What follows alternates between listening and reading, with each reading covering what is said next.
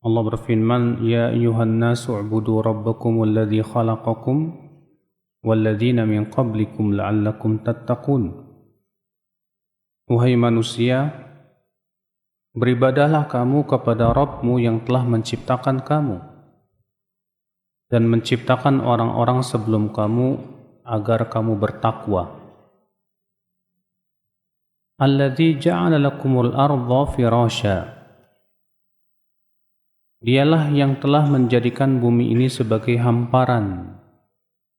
Was-samaa'a binaa'a, dan telah menjadikan langit sebagai bangunan.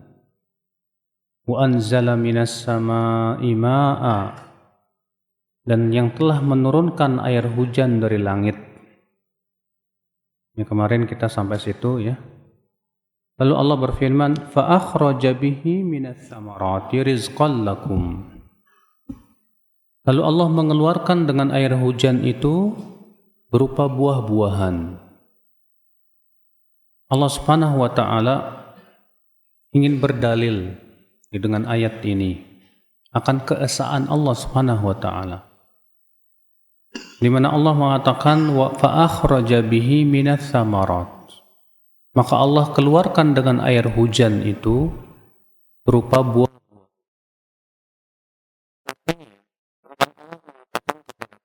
Coba kamu perhatikan, air hujan itu satu. Allah turunkan air hujan, tapi kemudian Allah keluarkan buah-buahan yang berbeda-beda. Warnanya berbeda, bentuknya berbeda, rasanya berbeda. Ada rambutan, ada durian, ada nanas, ya, ada nangka, ada anggur, ada rambutan dan yang lainnya. Subhanallah, rasanya berbeda-beda, bentuknya berbeda-beda, tapi airnya sama. Maka seakan Allah mengatakan, coba kamu pikirkan baik-baik, bukankah itu menunjukkan bahwasanya penciptanya satu? Ya, dengan beragamnya buah-buahan, ya, tapi ternyata tumbuh dari air yang satu, maka ini sebagai hujah yang sangat kuat sekali akan keesaan Allah Subhanahu wa taala. Dan bahwasanya pencipta semua itu hanyalah satu, yaitu Allah Subhanahu wa taala. Ya. Fa akhraja bihi minas samarat. Maka Allah keluarkan dengan air hujan itu minas samarat, ya, dari buah-buahan. Rizqan lakum, sebagai rezeki untuk kalian. Allah menyebutkan bahwasanya buah-buahan itu sebagai rezeki, memang betul. Iya, karena di dalam buah-buahan terdapat banyak sekali manfaat-manfaat, khasiat-khasiat untuk kesehatan kita, dan kita sangat butuh kepada buah-buahan itu. Iya, rizqan lakum, sebagai rezeki untuk kalian. Iya, tanpa kalian yang menumbuhkannya, tanpa kalian yang berbuat sesuatu, kalian hanya sebatas menanam saja, selesai. Yang menumbuhkan Allah, yang mengeluarkan itu semuanya Allah Subhanahu wa taala, kita hanya sebatas memetiknya saja, selesai. Lalu kemudian kita menikmati itu semuanya. Iya, ini namanya imtinan, ya akhi. Artinya Allah sedang mengungkit kenikmatannya kepada kita semua. Dalam rangka apa? Supaya kita ingat dan supaya kita mau menjadi hamba-hamba yang bersyukur kepada Allah Subhanahu wa taala. Lalu kemudian setelah Allah menyebutkan bahwa Allah yang telah menjadikan bumi sebagai hamparan, langit sebagai bangunan, lalu Allah turunkan air hujan dari langit. Dengan air hujan itu Allah tumbuhkan berbagai macam buah-buahan. Kemudian Allah mengatakan, "Fala taj'alu lillahi andada wa antum ta'lamun."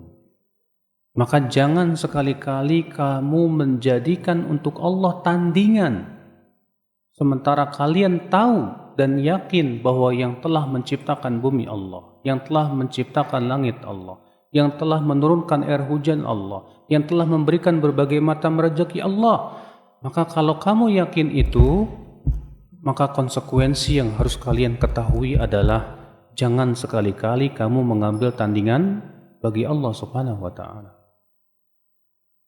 Maka ini akhi pendalilan yang sangat kuat sekali.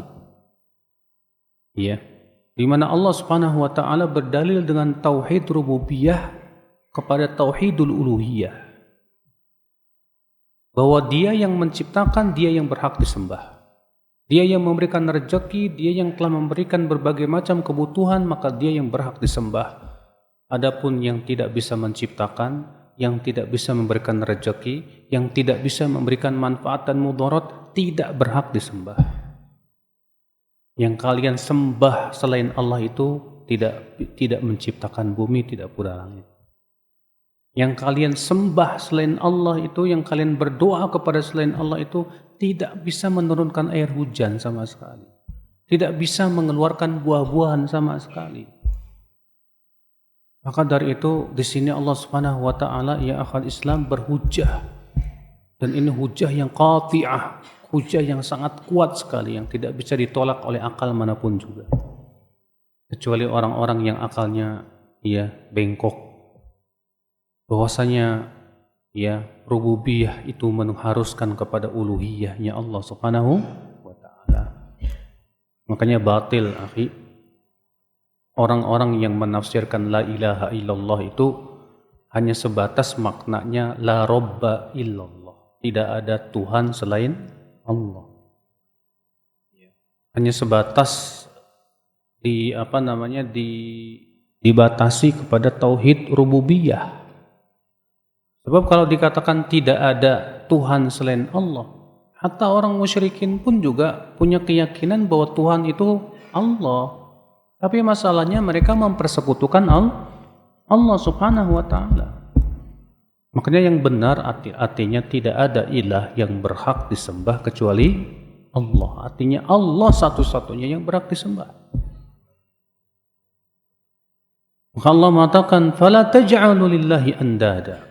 Maka jangan kamu menjadikan untuk Allah andad. Andad itu jamak dari nid.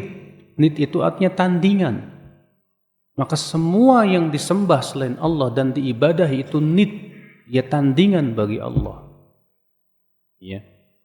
Maka Allah mengatakan wa antum ta'lamun.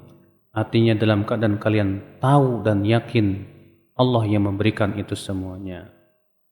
Kemudian setelah Allah menetapkan tauhidnya dan bahwasanya Allah satu-satunya pencipta langit dan bumi, dan bahwasanya Allah Subhanahu wa taala yang satu-satunya zat yang berhak disembah. Kemudian Allah ingin menetapkan tentang nubuah Nabi Muhammad sallallahu alaihi wasallam.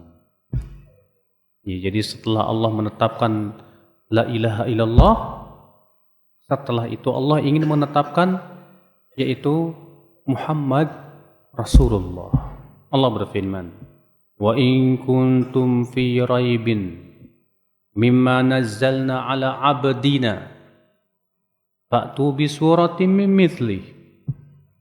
Wa in kuntum, dan jika kalian fi raibin, di dalam keraguan, mimma nazzalna ala abdina, dari apa yang telah kami turunkan kepada hamba kami itu. Artinya kalau kalian ragu terhadap Al-Quran yang Allah turunkan kepada Nabi Muhammad sallallahu alaihi wasallam, Allah seringkali menyebut Rasulullah dengan Dalam ayat ini Allah mengatakan ala abdina, kepada hamba kami. Dalam surat Al-Isra Allah mengatakan subhanalladzi asra bi abdihi. Kenapa? Karena akhi, derajat yang paling tinggi dari seorang manusia adalah ketika dia mengakui dirinya hamba Allah. Ketika dia menghambakan dirinya hanya kepada Allah, maka dia menjadi manusia yang sempurna. Tapi ketika dia menghambakan diri kepada hawa nafsunya, atau kepada harta, atau kepada kedudukan, atau kepada selain Allah, maka dia menjadi hamba yang paling rendah di mata Allah Subhanahu wa taala. Makanya derajat penghambaan kepada Allah itu Masya Allah. Makanya Allah memuji. Allah mengatakan wa ibadur rahman alladzina yamshuna 'alal ardi hauna Wa idza khatabahumul jahiluna qalu salama. Dan hamba-hamba Allah yang Rahman, siapa dia? Itu orang yang berjalan di muka bumi dengan penuh ketundukan, ketawaduan. Dan apabila orang-orang jahil itu mengajak bicara dengan pembicaraan yang tidak baik, mereka mengucapkan dengan ucapan yang selamat. Di situ Allah mensifati dengan ibadur Rahman, hamba-hamba Ar-Rahman. Ya, makanya subhanallah ya akhwal Islam, derajat yang sangat tinggi yang diberikan oleh Allah kepada seorang manusia adalah Abdullah, hamba Allah. Ya. Mana yang lebih tinggi? Hamba Allah atau hamba dirham? Siapa di antara kita yang ingin menghambakan dirinya kepada manusia, menghambakan dirinya kepada harta, menghambakan dirinya kepada kedudukan? Rendah semua itu. Makanya kata Rasulullah, ta'isa abdud dinar, ta'isa abdud dirham, ta'isa abdul khamisah, ta'isa abdul qatifah, ta'isa wantakasa. Celaka hambanya dinar, celaka hambanya dirham, celaka hambanya baju, celaka hambanya mantel, celaka dan celaka. Makanya akhi, ya, jadikan diri kita sebagai hamba Allah. Ketika kita mengakui bahwa kita ini hamba Allah, konsekuensinya apa? Konsekuensinya pertama, tentu kita tidak menyembah kecuali kepada Allah. Kalau kita mengakui bahwa kita hamba Allah, konsekuensinya apa? Berarti kita siap diatur oleh Allah. Berarti kita ridho terhadap semua aturan-aturan yang telah Allah berikan kepada kita. Karena kita ini hamba. Karena kita hamba Allah, kita mengakui bahwa kita ini butuh kepada apa? Rahmat dan kasih sayang Allah dan karunia-Nya. Sehingga kita menjadi hamba yang senantiasa berharap kepada Allah. Itu hamba. Ya. Wa in kuntum fi raibin mimma nazzalna ala abdina. Jika kalian merasa ragu terhadap apa yang kami turunkan kepada hamba kami, ya, yaitu Al-Quran, fa'tu bi suratin min mithli, maka silahkan kalian buat satu surat yang sama dengannya. Ini namanya nantang. Allah menantang seluruh manusia, siapapun dia, profesor ahli sastra Arab siapapun dia, silahkan. Kamu ragu sama Al-Quran? Silahkan buat Al-Quran satu surat saja yang sama dengan Al-Quran. Kalau kamu tidak mampu, dan kamu memang bakalan tidak mampu, karena kamu lemah, seharusnya kamu berpikir dong dengan akal dan otak kamu bahwa Al-Quran ini memang benar dan hak. Iya. Dalam ayat yang lain Allah mengatakan dalam surat Al-Isra ayat 8, "Qul la in ijtama'atil insu wal jinnu ala ayatu bimithli hadzal Qur'an la ya'tuna bimithlihi walau kana ba'dhum li ba'dhin dhahira." Katakan hai Muhammad, kalaulah manusia dan jin bersatu padu untuk membuat seperti Al-Quran, mereka tidak akan mampu melakukannya. Walaupun sebagian mereka dengan yang lainnya saling bahu-membahu, nggak bisa. Iya. Allah juga berfirman dalam surat Hud ayat 13, "Am yaquluna iftarah, qul fatu bi ashri suwarin mithlihi muftarayat, wad'u man istata'tum min dunillahi in kuntum sadiqin." Apakah mereka berkata, Muhammad yang membuat-buat Al-Quran? Katakan kepada mereka, coba buat 10 surat saja yang sama. Iya. Kemudian kalian panggil semua selain Allah itu. Jika kalian memang orang-orang yang benar, Masya Allah. Tantangan yang luar biasa, Pak. Di sini Allah menantang seluruh manusia sampai hari kiamat, siapapun dia. Iya. Untuk membuat Al-Quran. Dan ternyata sampai detik ini tidak ada yang mampu untuk membuatnya. Iya. Dahulu Musailamah Al-Kadzab nyoba-nyoba bikin yang sama dengan Al-Quran. Ketika Allah turunkan wal asr innal insana lafi khusr, ya, illal ladzina amanu wa amilus salihat wa tawasaw bil haqqi wa tawasaw bis sabr. Apa kata Musailamah? Aku pun diturunkan wahyu kepadaku. Al-wabr, al-wabr. Wabr itu sejenis binatang, Pak. Iya. Mendengar itu Amr bin Al-As berkata, wallahi, sebetulnya kamu tuh juga yakin kalau kamu tuh pendusta. Iya. Mana bisa kamu membuat seperti yang diturunkan oleh Allah kepada Nabi Muhammad SAW. Siapapun juga. Ini namanya mukjizat, Pak. Kenapa disebut dengan mukjizat? Mukjizat itu dari kata a'jaza yu'jizu i'jazan. Artinya membuat orang lain lemah untuk melakukan yang sama dengan itu. Iya. Para ulama mengatakan i'jaz Al-Quran, mukjizat Al-Quran itu dari berbagai macam sisi. Sisi yang pertama yaitu i'jaz balaghi lughawi, yaitu mukjizat dari sisi bahasa dan kefasihannya, balaghahnya. Tidak ada yang bisa membuat Al-Quran sefasih Al-Quran, siapapun juga. Ya, dan itu diakui, Pak, oleh orang-orang Quraisy sendiri yang di waktu itu, Masya Allah, ketika Allah turunkan Al-Quran, orang-orang Arab Quraisy itu berbangga-bangga dengan syair mereka yang sangat fasih. Dan mereka terkesima ketika mendengarkan Al-Quran. Salah seorang pentolan Quraisy, kalau tidak salah namanya Al-Walid bin Rabi'ah atau siapa ya, dia berkata kepada orang-orang Quraisy, wahai Quraisy, biar aku yang akan menghadapi Muhammad. Pergilah orang ini ke Rasulullah SAW. Kemudian Rasulullah SAW mendengarkan ucapan dia. Kemudian Rasulullah bersabda, sudah selesai? Sudah. Maka Rasulullah pun membacakan ayat Al-Quran. Mendengar itu, orang ini terkesima. Lalu kemudian dia pun pulang dalam keadaan dia yakin bahwa yang diturunkan itu bukan buatan Muhammad. Iya. Tapi karena dia takut dicemoohkan oleh orang Quraisy, akhirnya dia malah bikin-bikin dan mengatakan apa? Muhammad itu penyair. Iya. Makanya Allah Subhanahu wa taala menyebutkan kisah orang ini dalam surat Al-Mudaththir yang pernah kita bahas kemarin. Ikhwata Islam, azani Allah wa iyyakum.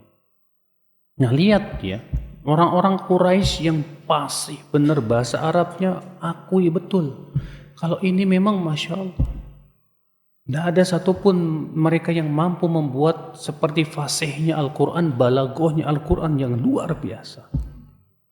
Iya. Ini yang pertama, Pak, i'jaz balaghi namanya. Yang kedua yaitu i'jaz ilmi. Apa itu i'jaz ilmi? Yaitu i'jaz ilmiah, mukjizat ilmiah. Di mana dalam Al-Quran itu, Pak, mukjizat ilmiah yang luar biasa. Dan di zaman sekarang baru terlihat mukjizat ilmiah. Hal-hal yang membuat para profesor tercengang melihatnya. Iya. Ketika Allah menyebutkan dalam Al-Quran, marajal bahraini yaltaqiyan bainahuma barzakhul la yabghiyan fabi ayyi ala'i rabbikuma tukadziban yakhruju minhuma al-lu'lu'u wal marjan. Marajal bahraini yaltaqiyan, dua laut yang tidak bisa bertemu. Bainahuma barzakhul la yabghiyan, di antara keduanya ada dinding. Iya. Maka dengan nikmat Allah manakah yang kamu dustakan? Yakhruju minhumal lu'lu'u wal marjan, keluar dari keduanya itu lu'lu' dan marjan. Masya Allah. Ternyata baru ketahuan di zaman-zaman sekarang. Zaman dahulu nggak ketahuan. Iya. dengan ditemukannya sungai di bawah laut Atlantik dan yang lainnya, mukjizat Al-Quran. Iya. Demikian pula Allah Subhanahu wa taala menyebutkan mukjizat-mukjizat, di antaranya tentang penciptaan manusia. Bahwa Allah menciptakan manusia itu dari segumpal, ya, dari air mani, lalu segumpal darah, lalu kemudian segumpal daging, kemudian menjadi tulang, lalu dibungkus lagi dengan daging, menjadi manusia biasa, menjadi manusia yang sempurna. Di zaman dahulu belum bisa dibuktikan. Di zaman sekarang ada alat-alat yang canggih, benar. Tidak salah sedikit pun juga. Ini namanya mukjizat ilmiah. Ya. Di mana Allah Subhanahu wa taala menetapkan masalah-masalah ilmiah yang membuat akal siapapun tercengang lihatnya. Yang ketiga itu mukjizat ghaibiyah. Apa itu mukjizat ghaibiyah? Artinya pengabaran tentang sesuatu yang gaib, baik yang terdahulu maupun yang akan datang.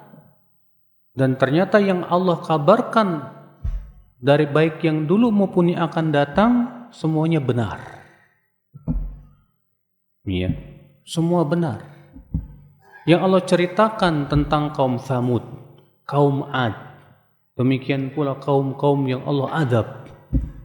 Di zaman sekarang Pak sudah mulai terbukti dan Masya Allah ditemukan fosil-fosil mereka, ya, tentang suatu kaum yang Masya Allah kebenaran Al-Quranul Karim yang tidak bisa ditolak oleh siapapun juga.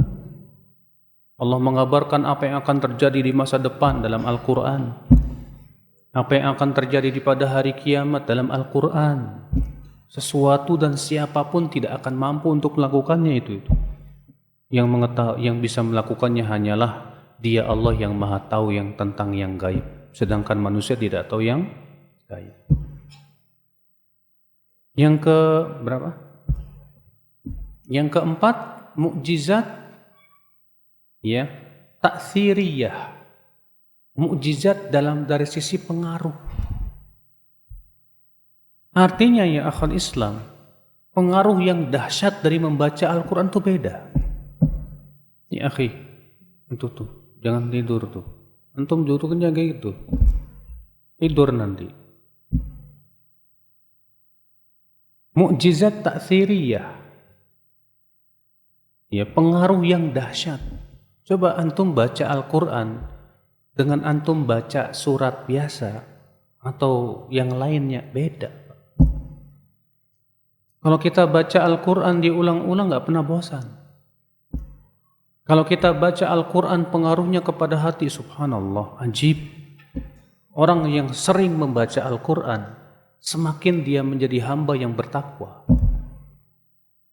Tapi coba orang yang suka nyanyi-nyanyi lagu, apa bertambah keimanannya? Tidak. Iya, beda Pak, beda. Makanya ta'thir kepada hatinya itu luar biasa. Iya.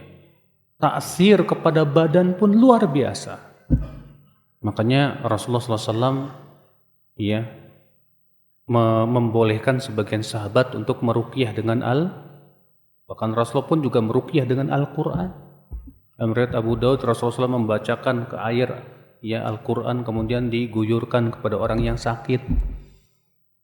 Ya, pengaruh Al-Quran luar biasa sekali untuk hati manusia, untuk badan manusia, untuk kehidupan manusia.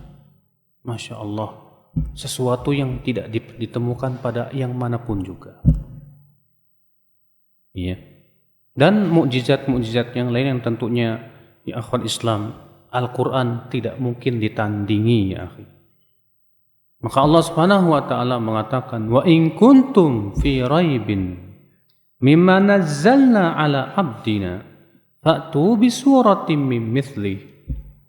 Jika kalian ragu terhadap apa yang kami turunkan terhadap hamba-hambaku, kepada hambaku ini, itu Nabi Muhammad SAW, maka silahkan kamu buat satu surat yang semisal. Silahkan, yang paling pendek aja, nggak masalah.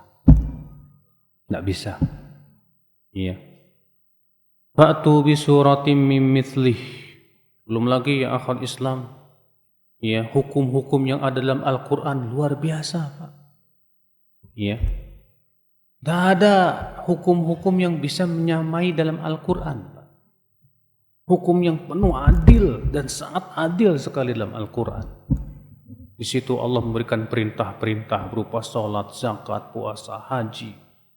Allah juga di situ memberikan larangan-larangan zina dan yang lainnya, riba dan yang lainnya. Iya. Dan kalau orang yang memikirkan dengan akal pikiran dia, Masya Allah, ajib. Peraturan yang sangat luar biasa sekali. Ya. Dan pastinya ya akhi, Allah yang menciptakan manusia yang paling tahu tentang aturan yang paling layak untuk manusia. Setiap orang yang membuat sesuatu pasti ada aturan, Pak. Bapak bikin robot. Saya yakin robot yang Bapak buat itu ada aturan-aturan yang harus dilakukan. Nggak boleh kena air, nggak boleh begini, nggak boleh gini, nggak boleh dikasih nasi, ya rusak lah. Ya, harus selalu dikasih oli, dikasih ini, dikasih itu. Itu kan aturan. Antum bikin apa coba lagi? Semua yang antum bikin, semua yang dibuat oleh manusia, mobil dibuat oleh manusia, ada aturannya nggak Pak? Ada aturannya. Mobil harus selalu dicek, harus begini, harus begitu, selalu. Semua yang dibuat manusia harus ada aturannya. Apabila tidak mengikuti aturannya, rusak tuh mobil antum. Masa mobil dikasih air? Rusaklah. Harus apa dong? Ya kalau bensin ya bensin, kalau solar ya solar kan gitu. Aturan bukan Pak? Aturan. Kalau antum tidak menaati aturan itu rusak nggak? Rusak. Demikian pula Allah ciptakan manusia punya aturan.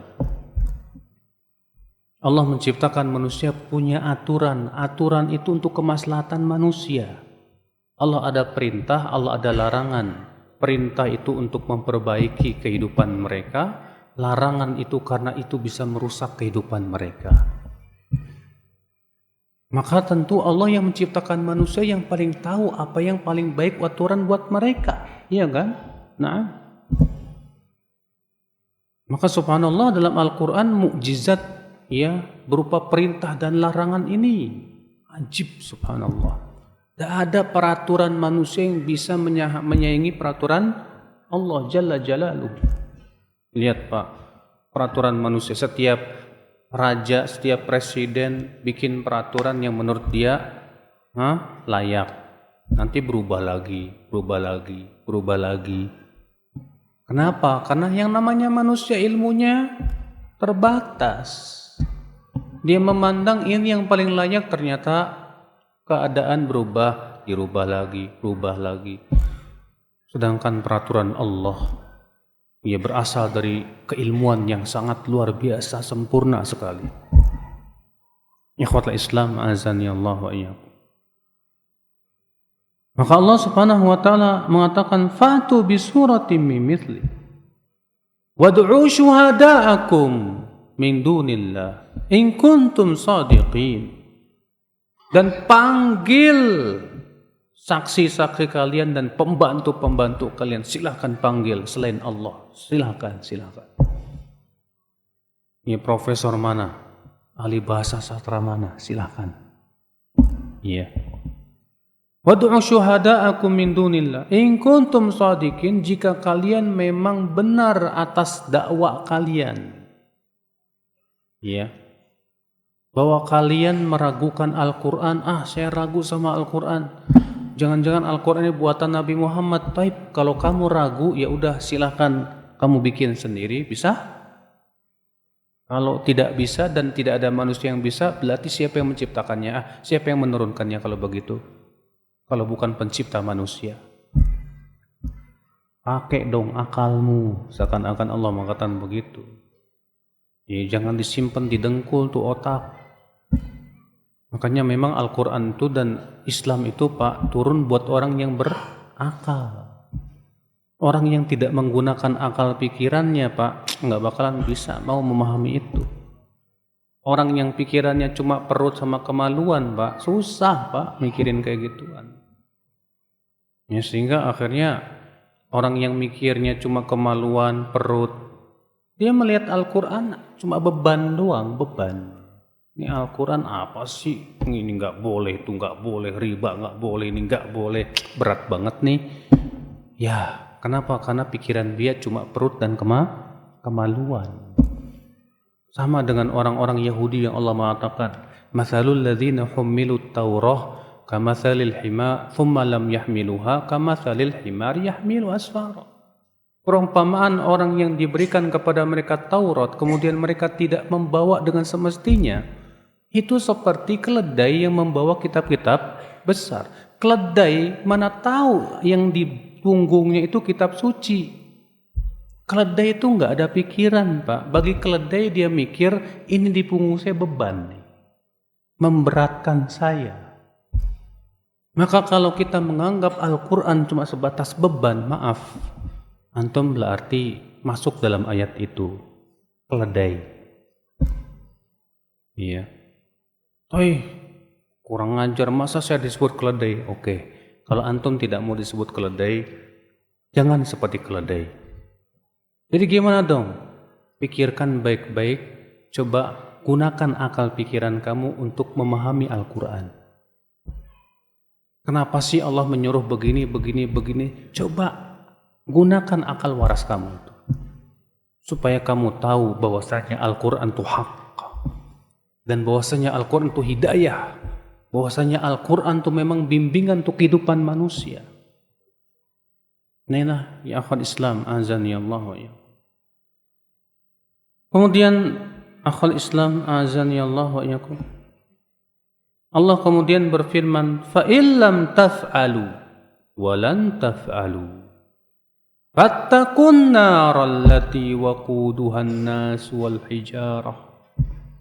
Jika kamu tidak bisa melakukan itu, dan kamu tidak mungkin bisa. Artinya jika kamu tidak bisa untuk membuat ayat yang sama dengan Al-Quran, dan kamu selama-lamanya tidak akan bisa, maka seharusnya kamu yakin dong kalau ini Al-Quran berasal dari Allah pencipta langit dan bumi. Kamu harusnya yakin dong terhadap semua yang dikabarkan oleh Allah dalam Al-Quran berupa surga dan neraka. Maka kalau kamu sudah yakin itu, maka bertakwalah dan takutlah kamu dari api neraka. Ikhwatal Islam, azani Allah wa iyyakum. Subhanallah. Iya. Sungguh luar biasa ya akhi. Tata cara Allah Subhanahu wa taala menjadikan akal kita itu tidak bisa menolak, itu ajib benar. Iya. Maka Allah mengatakan, fa yafattaqun nar, takutlah kamu dari api neraka. Karena Allah di dalam Al-Quran mengingatkan tentang api neraka.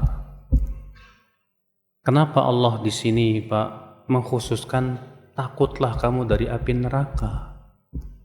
Karena ini masalah berhubungan dengan raib tadi, Pak. Raib itu apa? Keraguan. Allah mengatakan jika kamu ragu terhadap Al-Quran, ya, dan keraguan itu membuat kamu masuk neraka loh. Kalau kamu ragu terhadap Al-Quran, kamu bakalan masuk neraka. Maka kemudian Allah mengatakan, kalau kamu ragu terhadap Al-Quran, silahkan kamu bikin yang semisal dengan Al-Quran.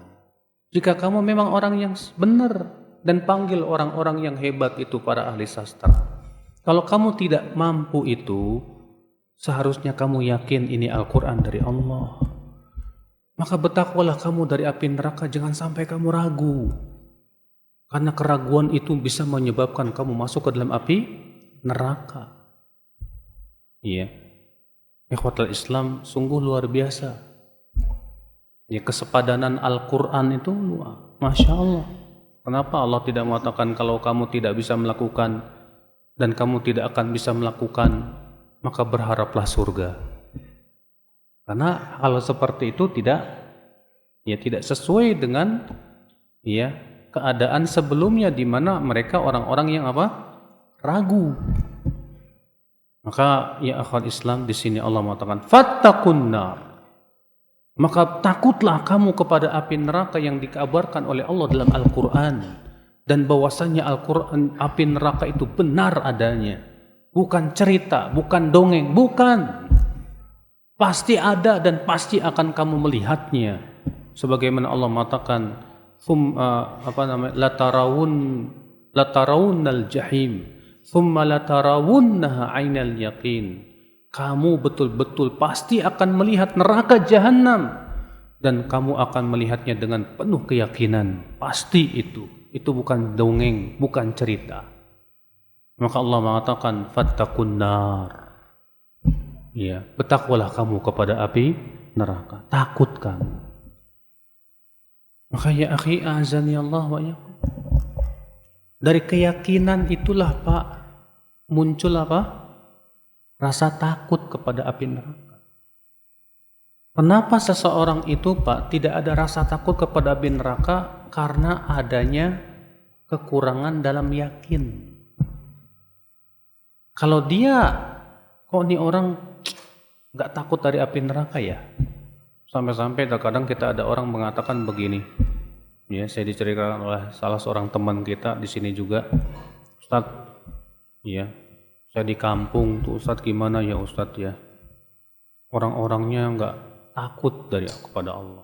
Saya pernah bilang ke mereka, kamu sholat. Apa katanya? La ikraha fid din. Ya, nggak ada paksaan dalam agama. Saya mau sholat, mau nggak sholat ya terserah saya. Terus saya bilang ke dia, kamu nggak takut kepada api neraka? Kepada dia apa? Loh, di neraka kan banyak perempuan cantik. Aduh, ya. Jadi dia pikir neraka itu tempat diskotik kali Pak. Haula wala quwata illa billah. Kenapa kok bisa mengucapkan kata-kata seperti itu Pak? Karena keyakinannya Pak. Sebetulnya dia meragukan ya neraka itu ada apa enggak. Kalaupun dia yakin ada, ya yakin neraka ada, tapi keyakinannya lemah Pak, lemah. Ya. Kalau keyakinannya kuat banget bahwa neraka itu panas dan azabnya sangat keras sekali, seharusnya menyebabkan dia itu apa? Lari dari neraka. Menyebabkan dia berusaha bagaimana menjauhi segala sesuatu yang bisa memasukkan ke dalam api neraka. Itu seharusnya. Ini enggak. Iya. Ada lagi, saya ceritakan juga seorang teman kita. Ada seorang yang berkata, udah biar saya yang nanggung azabnya di neraka nanti. La haula wala quwata illa billah. Emangnya neraka oncom? Sampai mau nanggung azabnya. Di dunia saja kita enggak mampu menahan azab Allah. Ya, gimana mau dengan api neraka nanti di akhirat nanti? La haula wala quwata illa. Ini akibat daripada apa? Keyakinannya yang sangat lemah sekali kepada api neraka. Maka Allah Subhanahu wa taala ingatkan di sini bahwa kalau kamu yakin bahwa Al-Qur'an itu benar dari Allah, bertakwalah kamu dari api neraka.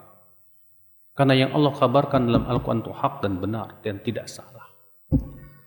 Maka Rasulullah bersabda, ittaqun nar walau bisyikki tamrah. Bertakwalah kamu dari api neraka walaupun hanya bisa berinfak dengan setengah kurma. Artinya, kalau kita bertakwa kepada api neraka, konsekuensinya kita beramal soleh walaupun berinfak dengan apa? Sebutir kurma. Ikhwatal Islam, azani Allah. Maka Allah mengatakan, fattaqun naral lati waquduhan nas wal hijarah. Uiddat lil kafirin. Maka takutlah kamu kepada api neraka yang bahan bakarnya itu apa? Manusia dan batu. Ada orang bertanya, Ustadz, apa salahnya batu kok masuk neraka? Kan batu enggak berdosa. Kita katakan, Mas, batu itu di sini untuk membantu mengadab manusia. Dan itu jenis batu yang mengerikan, Pak, batu neraka itu. Iya. Yang batu itu kalau dimasukkan ke dalam api neraka semakin panas itu batu itu. Bahkan disebutkan dalam hadis bahwa bulan dan matahari pun akan dimasukkan ke neraka. Apa salahnya matahari dan bulan? Tidak, mereka membantu mengadab manusia yang ada di dalam api neraka. Mengerikan sekali, Pak. Subhanallah ya akhwatal Islam. Ya, jangan jauh-jauh, Pak. Antum coba sempatkan diri melihat lava yang memijar. Dan antum coba dekati dalam jarak 100 meter, gak bakalan kuat. Iya, 100 meter, 50 meter itu aja udah terasa panas. Apalagi kalau 10 meter, belum megang. Lava itu di dunia loh, Pak. Di dunia ini Allah, iya. Lava yang memijar, yang bergolak itu sangat panas sekali itu. Itu baru di dunia. Bagaimana dengan api neraka di akhirat nanti ya akhwal Islam azani Allah wa iyyakum.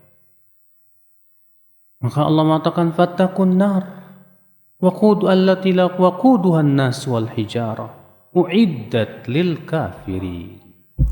Di situ Allah menggunakan dengan fi'il madhi, uiddat, telah disediakan.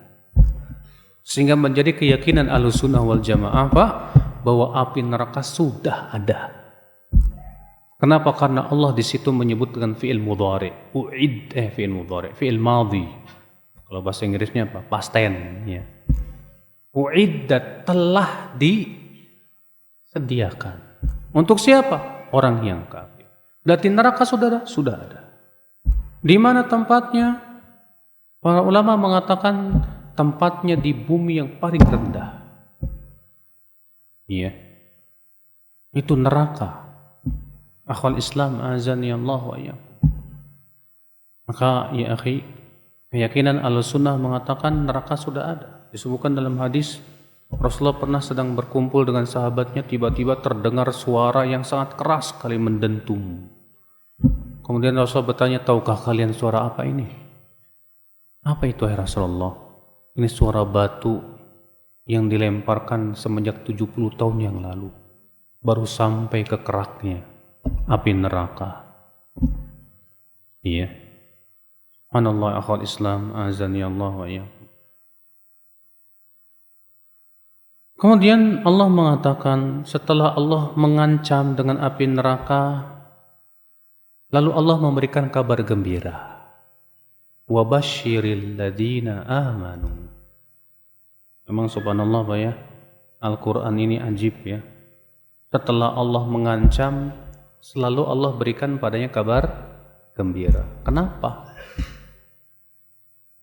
Karena kalau ancaman terus, orang jadi putus asa dari rahmat Allah. Kalau diancam terus, akibatnya kita jadi orang yang ya terlalu besar rasa takutnya, Pak. Kalau udah ketakutan banget, Pak, bahaya Pak untuk hidup kita. Ya. Orang kalau ketakutan terus, Pak, nggak dikasih kabar gembira, akibatnya pertama dia putus asa dari rahmat Allah. Yang kedua menjadi orang yang arogan. Makanya Khawarij itu kata para ulama, kenapa mudah mengkafirkan orang? Karena rasa takut mereka lebih dibandingkan rasa berharap mereka. Jadi arogan, mudah mengkafir-kafirkan. Saking takutnya kepada api neraka. Yang ketiga, Pak, kalau orang ketakutan banget begitu, Pak, jadi orang yang ya hidupnya nggak seimbang. Ya, tidak punya rasa percaya diri dan yang lainnya. Susah.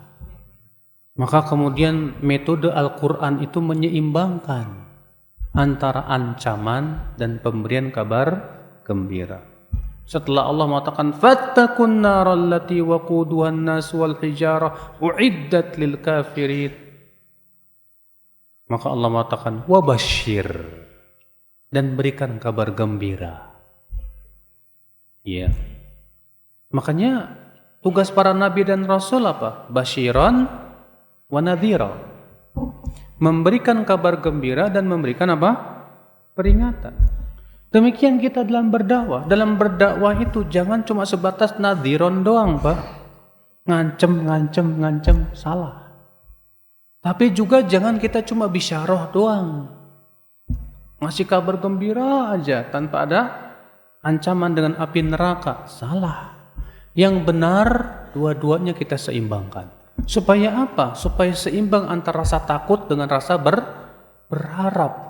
Ketika rasa takut dan rasa berharap itu berimbang menjadi hamba yang sempurna. Makanya Allah Subhanahu wa taala dalam ayat-ayat yang banyak mengatakan menyebutkan tentang dua perkara ini. Di antaranya Allah mengatakan yad'unana raghaban wa rahaba. Mereka menyeru kami dengan penuh rasa takut dan rasa berharap.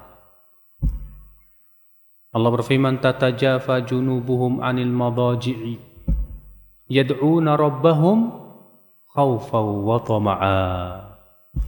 Lambung mereka jauh dari tempat tidur dan mereka menyeru Rabb mereka dengan rasa takut dan rasa berharap. Selalu Allah menyebutkan begitu.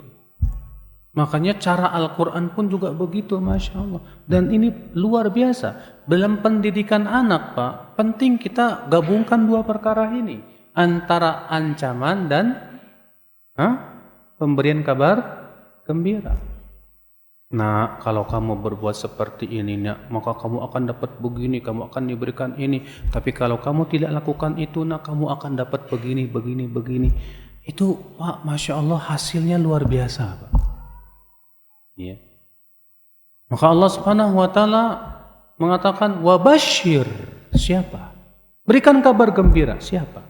Alladzina amanu. Berikan kabar gembira kepada orang-orang yang beriman. Perhatikan ya, Pak, ya. Tolong bedakan antara nadhir memberi ancaman dengan surga dengan menakut-nakuti. Menakut-nakuti kaum muslimin itu, Pak, dilarang dalam Islam. Kata Rasulullah SAW, la yurawwi'ul mu'minul mu'mina. Tidak boleh seorang mukmin menakut-nakuti mukmin yang lain, nggak boleh. Nggak boleh kita nakut-nakutin dengan berita-berita yang menyeramkan. Nggak boleh menakut-nakuti dengan berita-berita yang membuat cemas. Iya. Sehingga akhirnya kaum muslimin itu ketakutan. Kalau ketakutan terus, Pak, bahaya. Sudah saya sebutkan tadi. Menjadi orang ketakutan tuh jadi akhirnya apa? Timbul kekhawatiran. Akhirnya ketergesa-gesaan. Iya. Makanya ya akhi, nanti insyaallah kita akan lanjutkan ya pembahasan yang akan datang tentang bisyarah, pemberian kabar gembira.